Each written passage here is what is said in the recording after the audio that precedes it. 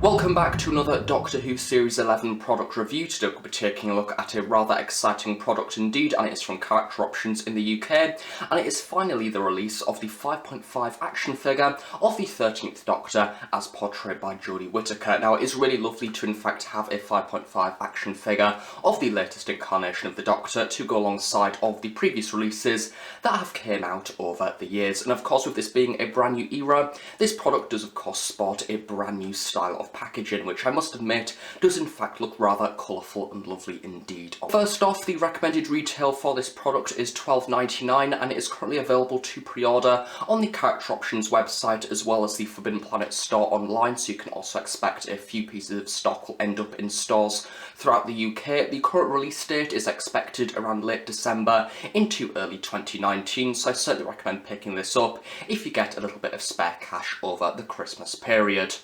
So taking a look at the packaging itself, it is really lovely to see Character Options returning to the blister packet design with the cardboard pack drop that we used to see in the early days of the Doctor Who action figure line. It is almost giving me a little bit of nostalgia to those figures that I originally started my collection with. So starting off at the very top of the box, we do of course have the brand new Series 11 Doctor Who logo that is looking rather bright and colourful, along with a backdrop that is of course of the wooden texture of the TARDIS. The actual casing plastic of the box itself is rather nice and large and gives a very good view of the figure from many different angles, and then we do also have at the side of the box a rather nice little motif of the TARDIS doors. At the sides of the box we do also have a rather nice image of the TARDIS that has been used on multiple pieces of merchandise already, along with a rainbow design in the background. And then finally, for the front of the box at the very bottom, we do get a little title card that states that this is the 13th Doctor action figure. That is of course 5.5 inches / 14 centimetres scale. And then towards the sides of this we do get the Character Options logo, along with a little features bubble that states it comes with the sonic screwdriver accessory.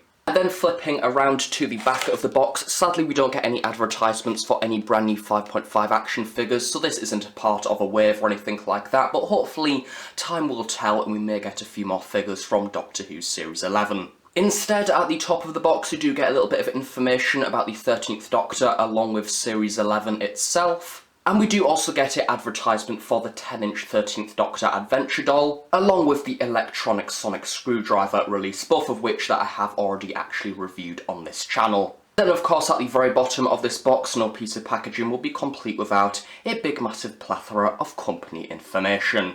So here we have the 13th Doctor action figure out of the box, and I must say that this is by far probably one of the most superior action figure releases that has came out over the past few years. I do generally think that the paint apps are rather impressive, and generally it is just lovely for completist reasons to have the 13th Doctor in order to add alongside the other Doctors. And talking about the actual sculpt itself, from what I understand it is pretty much entirely new. Of course the head and likeness is completely brand new and sculpted to look like Jodie Whittaker, and the actual body itself, from what I understand, is also a completely new sculpt. I have heard that there is meant to be a few reused parts here and there. If so, I do think that they have been rather well used, and I think that generally it does look like the costume that the 13th Doctor does sport throughout the entirety of Series 11. So starting off with the main part of the costume itself, which is of course the jumper, which does in fact switch from different colours throughout the actual series between different episodes. This time round they've just decided to go with the standard navy blue pattern. It has been rather nicely sculpted onto the body.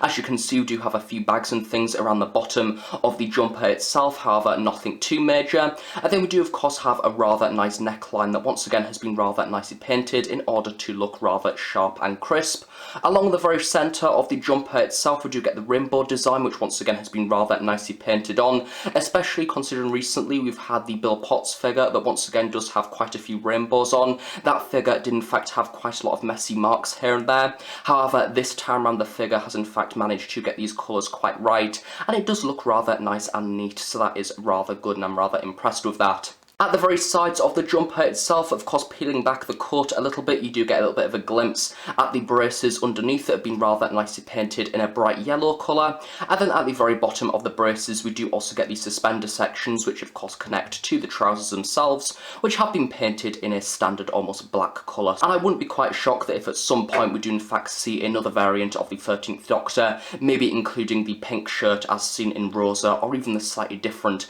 navy blue top that she uses in a few later episodes of the series. Moving on from the jumper onto the trench coat itself, once again there isn't really too much colour on this, however I do really like this small splash of colour that we do get around the sides of the actual coat itself. I do believe that this is connected to the lining, and we do have a little band of, once again, a rainbow design that's been rather nicely printed on. This is also the same on the opposite side as well, and does almost lead midway down the coat, where we do also have a little bit of a connection of the blue lining peeking out at the sides. Moving around to the shoulder section, of course we get that slightly darker blue navy colour once again returning, and then of course on the very back of the figure itself we do have the hood, which has in fact been rather nicely sculpted. Get the inner darker colour of the blue once again, and then we do have a few creases and things around the outside to show the way the material folds, and we do also have a rather nice stitching line once again down the middle, much like a coat would actually have in real life. Other than that, the coat itself is pretty much exactly what you come to expect from the Character Options releases.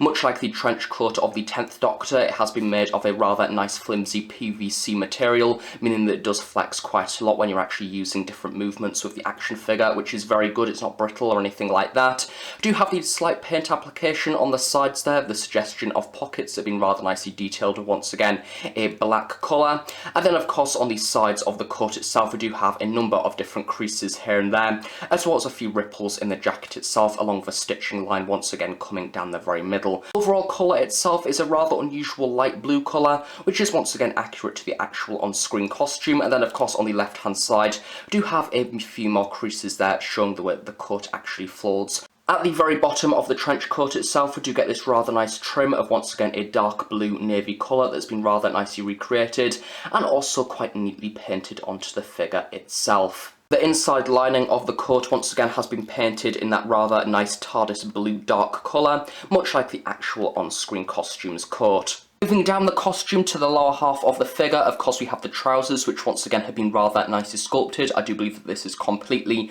a brand new sculpt. We do have a few creases here and there in the upper section, and we do also have the detailing of the flies of the trousers rather nicely sculpted on. However, no other weathering or anything like that on these. There's no additional depth detailing. We do also have a few creases around the knees that have been rather nicely added, and then we do also have the roll-ups at the very bottom of the trousers, as these are once again high raise, so we do in fact have a little bit of a glimpse of the ankle there underneath as well, which, much like the hands and the rest of the body, have of course been painted in a standard skin tone colour. At the very bottom of the costume we do have the walking boots, which once again have been rather nicely sculpted. The overall colour of these is basically a dark chocolatey brown colour, and we do have a few additional bits of sculpting around the sides, including the different panelling of the shoe and also just tilting the figure around to the side there. We do also have the sculpting of the laces, which have in fact been brought out rather nicely by using a lighter brown wash. And then of course at the very top of the boot itself we do also have the walking socks that are rather nicely peeking out,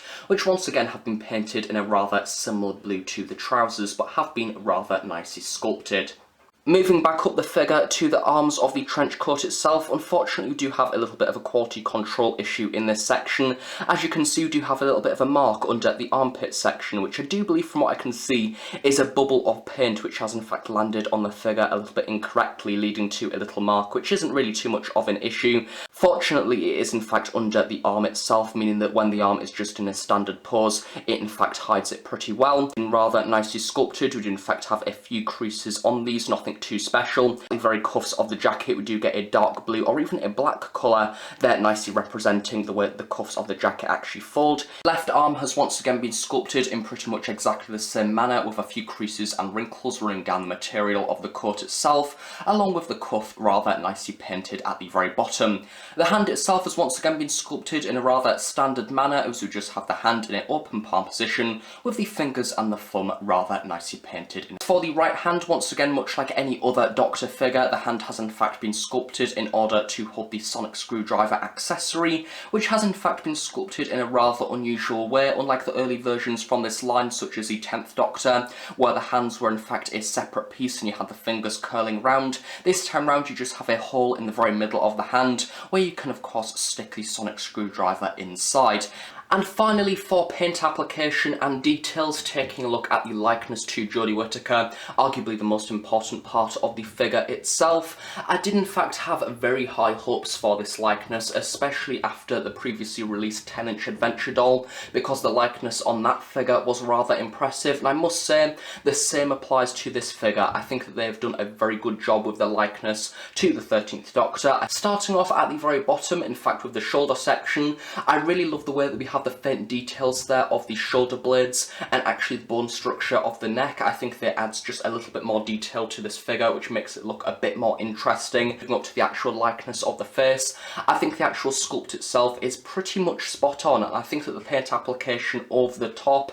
is also rather sharp, something of which that can't be said for some of the previous character options releases over the past few years. So starting off at the very bottom of the face, we do have the lips that have been rather nicely sculpted in a way that you would expect lips to be sculpted. The paint application over the top of this has just been recreated by using a light pink colour, making her face look rather natural, and we do also have some rather nice sculpting around the sides of the jaw section, really nicely bringing out that structure once again a little bit more. Taking a look at the profile of the figure, we do also have the nose, which has been rather nicely sculpted in a pointed manner, and then we do also have the eyes there in the very middle, which are in fact rather detailed, including the pupil in the very middle and also the eye whites around the side, which at the very top of the figure itself we do have the eyebrows with slithers of almost some dark brown paint, which once again is rather nice and does look rather natural. Along the sides of the face we do of course have the ears, which have been rather nicely sculpted with a lot of detail, and we do also have the paint indication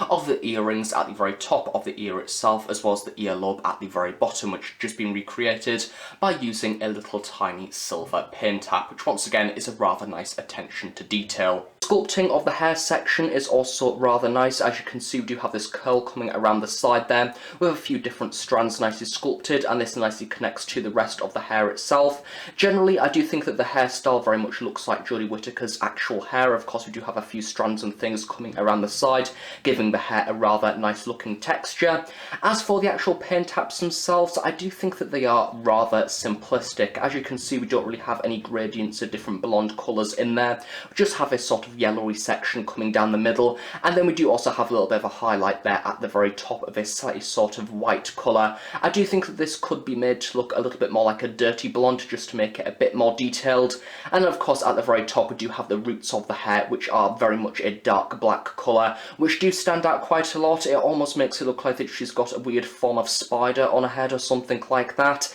which I do think that this has been slightly over exaggerated, and it would have been nice once again just to maybe have a slightly darker paint tap around the top of the hair, just to make this stand out a little bit less. So now moving on to the articulation of the actual figure, I think that this one is in fact a little bit of a mixed bag, because we have some completely new pieces of articulation that we've never in fact seen on a humanoid figure in the Character Options Doctor Who line, but also at the same time some of the points of articulation that we've seen for quite a few years are in fact absent from this release. I do think that generally it is quite difficult to make this figure stand up in dynamic poses, so if anything it might be just best to have this figure in a standard pose like this when on display, because I do think that the legs are in fact rather flimsy. So the brand new point of articulation is in fact in the head, and I do think that this is certainly a very welcome addition indeed. As you can see, we don't have the ugly neck joint anymore, which is something that has been very much prominent for quite a few years now.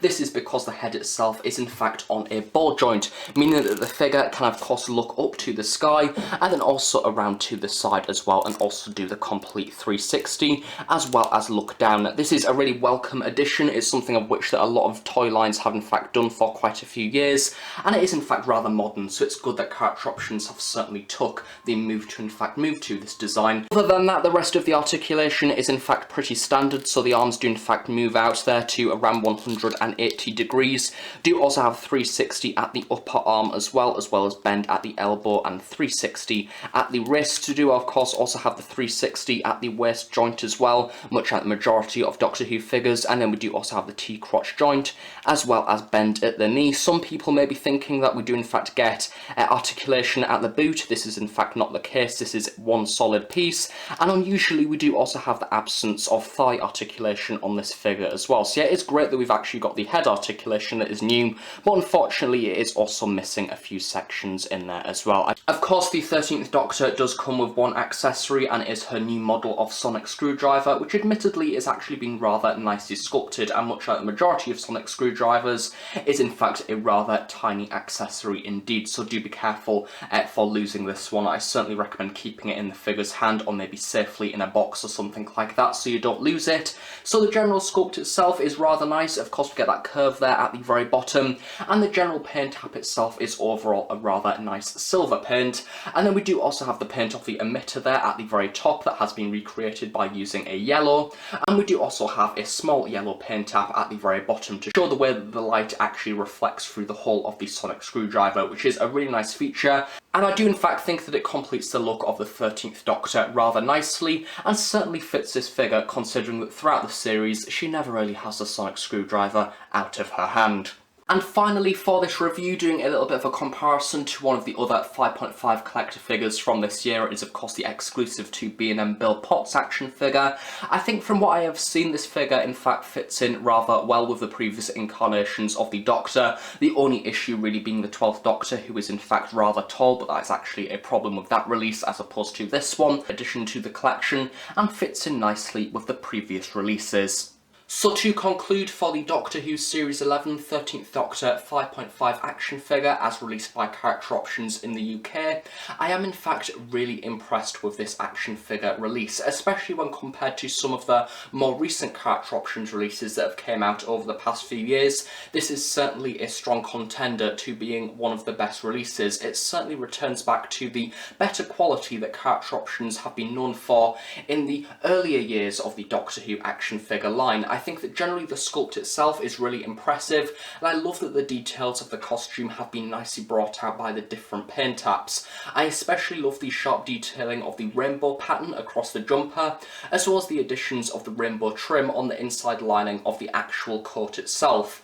As for the actual likeness to Jodie Whittaker, I think that it is once again rather impressive and detailed, and I think that the paint application over the top of this really brings out those details even further, especially the natural detailing of the lips as well as the actual eyes are rather nice and sharp in their paint application. And my only main complaints for the actual face itself is that it would have been nice to maybe have a few additional paint taps to the hair in order to make it a little bit less cartoon-like in design, maybe having a few darker colours just to bring out the different strands of hair a little bit more. My other complaints really are from the actual articulation itself. I absolutely love the choice from Character Options to use the ball joint on the neck in order to get rid of that ugly neckline that we've seen on a few of the previous releases. However, at the same time, it is certainly a shame to see a departure from those previously more traditional articulation points that we've seen on some of the previous releases, such as the boot articulation and the upper thigh articulation that certainly would in fact aid posability on this figure a little bit more,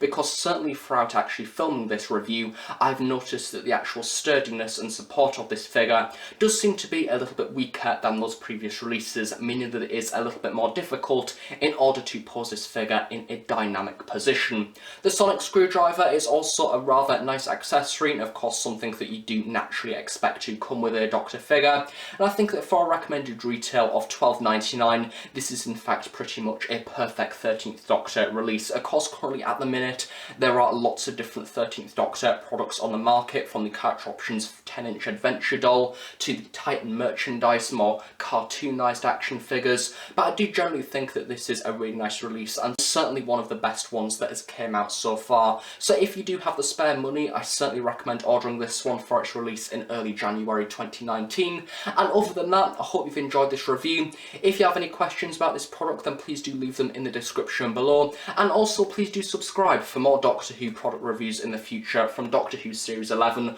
along with many other pieces of content as well. So yeah, thank you very much for watching this review. I shall see you all next time. Bye for now.